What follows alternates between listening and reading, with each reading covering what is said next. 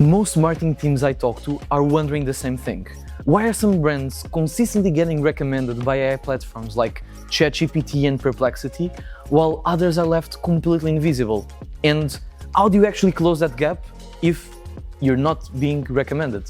Hey, I'm Jose, co-founder and CEO at Reach. Next Tuesday, on the 9th of June, I'm teaming up with Ines Lourenco, CPTO at Leadfeeder, who previously scaled Usercentrics to more than 100 million in ARR, and we're going to be doing a live workshop walking through the entire end-to-end system that we've been using to help dozens of companies go from invisible in AI search to be the category leaders that are being recommended by AI search against much better funded competitors and driving steady inbound pipeline from that.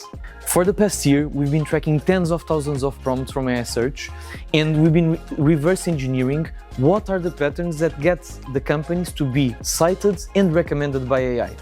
And this time, we're going to be sharing live, for the first time, that original research.